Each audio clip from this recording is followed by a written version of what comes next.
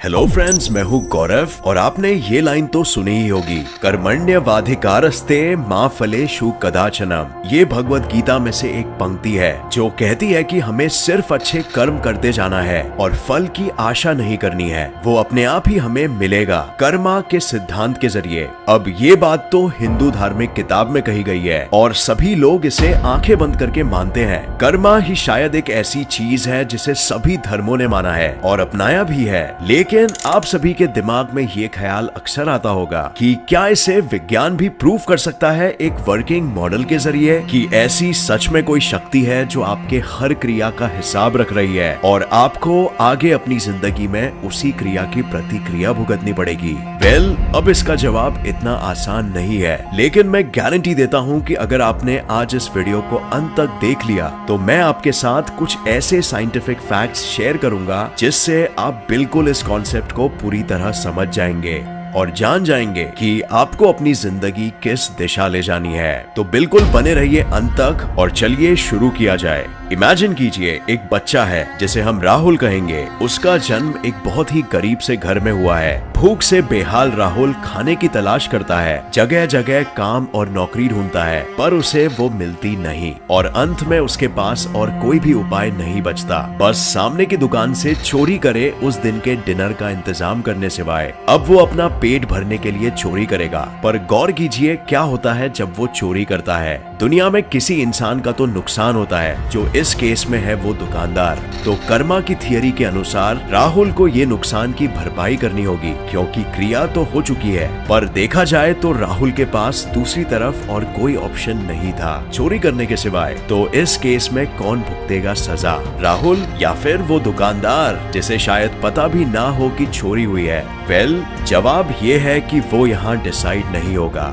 आगे बढ़िए इनकी जिंदगी में और उस इंसान राहुल जिसने ये चोरी की है, उसके दिमाग में ये घटना कहीं ना कहीं चिपक गई है। कभी आपने अनुभव किया है कि अगर एक काम जो आपको क्षणिक खुशी देता है वो आप एक बार करते हो तो आप दूसरी बार उसी चीज को दोहराने में वही दिमागी रुकावट नहीं झेलते। इस केस में राहुल के दिमाग में वो न्यूरोप्लास्टिक बदलाव हो गए हैं और उसे ये नया काम करने में कॉन्फिडेंस आ गया है। इंसानों की एक बहुत ही अजीब आदत है कि हम अपने किसी भी गलत काम का जस्टिफिकेशन देके उसे अपनी नजरों में सही साबित कर लेते हैं और इसीलिए अधिकतर क्रिमिनल्स के इंटरव्यूज में दोषी कभी अपनी गलती नहीं मानता, क्योंकि उसके नजरों में उसने जो किया वो सही रहता है। लेकिन अब वापस आते हैं राहुल के पास। अब अगर उसकी आर्थिक हालत ठीक नहीं हुई तो ये बात तो जाहिर है कि वो वापस चोरी करेगा, क्योंकि अब उसे पता चल गया है कि इस क्रिया ने उसकी जरूरत पूरी की और अब तो उसे कॉन्फिडेंस भी आ गया है। वो एक बार और चोरी करेगा, 2 बार चोरी करेगा,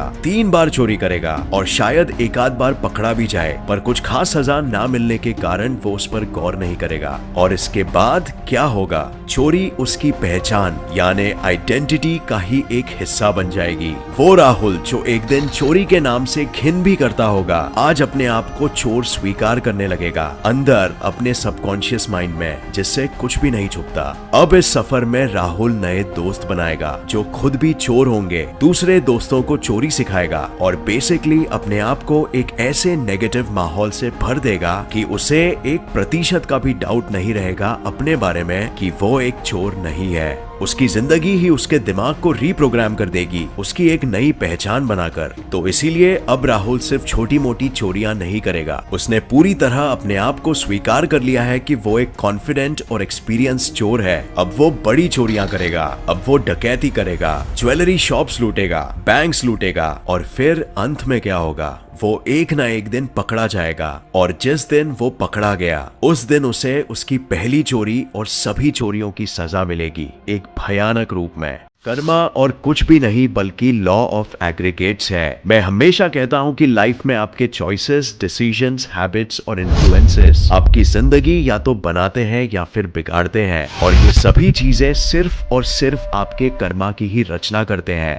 भले ही आपको ऐसा लगे कि एक बार चोरी या गलत काम कर लेने से क्या हो जाएगा, मैं सुधर जाऊंगा, लेकिन आप अपने आप को असल में रिस्क में डाल रहे हो। हाँ, आप में भी सुधर भी जाओगे, लेकिन जिंदगी बहुत बड़ी है। कभी ना कभी वो थॉट और वो क्रिया आपके अच्छे या बुरे वक्त में आप जरूर दोहराओगे, क्योंकि आप उससे कंफर्टेबल हो गए हो। वो कहीं ना कहीं आपकी पहचान का ही एक हिस्सा बनने लग गई है। और वो कहावत आपने सुनी होगी कि your behaviour will always stay congruent with how you identify yourself, यानी कि आपकी अपनी नजरों में खुद की पहचान आपका बाहरी बर्ताव बनेगा और फिर शुरू हो जाएगा आपका कर्मा के जाल में फंसना। इंपॉर्टेंट बात यह है कि आपको समझना होगा दी बॉन्ड्स रूल, जो क्वांटम फिजिक्स का बेस बनता है। क्वांटम फिजिक्स मतलब हमारी दुनिया एक सूक्ष्म से सूक्ष्म रूप में कैसे काम करती है। बॉन्ड्स रूल यानी नियम कहता है कि ब्रह्मांड में कुछ भी चीज निश्चित नहीं है, बल्कि सब रैंडमनेस यानी संभावना पर आधारित है। तो अगर सूक्ष्म लेवल पर ब्रह्मांड ऐसे काम करता है, तो कर्मा को भी इसी रूल का पालन करना होगा, क्योंकि ये एक नियम है और बिल्कुल ऐसा होता भी है। इसीलिए कर्मा और कुछ भी नहीं, बल्कि आपके जिंदगी में आपके द्वारा लिए गए चॉइसेस, आपके एक्शंस, आपके हैबिट्स और डिसीजंस का आपके जिंदगी में पड़ने वाला परिणाम है। लेकिन एक छोटे स्तर पर नहीं, बल्कि एक बड़े पिक्चर में। ये बिल्कुल ऐसा ब्लैक एंड व्हाइट नहीं है कि अगर आपने किसी को गुस्से में एक चाटा मार दिया तो कोई इंसान एक दिन आपको भी उसी तरह चाटा मार देगा। बट ये है कि अगर आपने किसी को स्लैप किया तो वो एक्शन आपके दिमाग के न्यूरोप्लास्टिक फोल्ड्स में बस गई है, और अब बॉन्ड्स रूल के जरिए आपकी उसे या उसी की तरह कोई बदतमीज काम दोबारा दोहराने की संभावना ज्यादा हो गई है। जैसे जैसे ये आदत बनते जाएगी, आपके दिमाग में वो सारे चेंजेस आते रहेंगे जो आपकी न्यू पर्सनालिटी को एक्सेप्ट करते रहेंगे, और अंत में आपको इसकी सजा किसी भी रूप में मिल सकती है। जैसे कि कोई इंसान आपसे रिश्ता ही बनाना नहीं चाहे, या फिर आप अपने हाथों से अपॉर्चुनिटीज गवा बैठो इसी सिलसिले में और अपना नुकसान करा दो।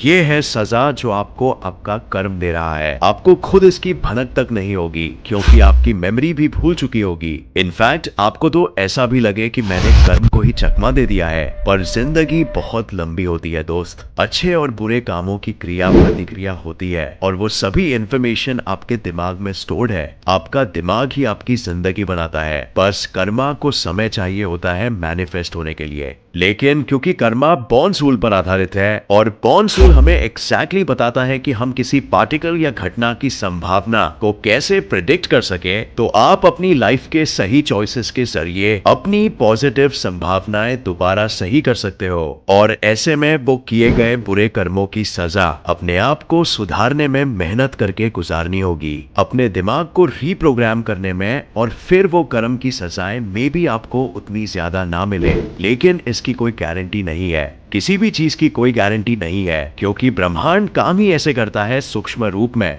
तो अच्छी और सुखी जिंदगी के लिए जितना हो सके अच्छे कर्म करें, अच्छाई की संभावना बढ़ाने, ताकि आपके जिंदगी में अगर एक सिक्का भी उछाला जाए और आप हेड्स बोले तो दोनों बाजू हेड्स ही हो। तो ये वीडियो देखने का बहुत शुक्रिया। उम्मीद है आपको ये पसंद आया और इससे नया कुछ जरूर सीखने मिला। तो फ्रेंड्स, आपकी क्या राय है इस विषय में? क्या आप भी मानते हैं कि कर्मा साइंटिफिकली काम करता है या फिर नहीं? कमेंट करके अपनी राय जरूर बताना, हमें हम जानना चाहेंगे। अगर आपको ये वीडियो पसंद आया तो इसे लाइक और शेयर करना मत भूलिए, और ऐसे ही साइंस वीडियोस के लिए इस चैनल को सब्सक्राइब करके नोटिफिकेशन बेल ऑन करना मत भूलिए। और मैं आपको नेक्स्ट वीडियो में मिलूंगा ऐसे ही किसी इंफॉर्मेटिव वीडियो के साथ। तब तक के लिए देखते रहिए और सीखते रहिए। जय हिंद।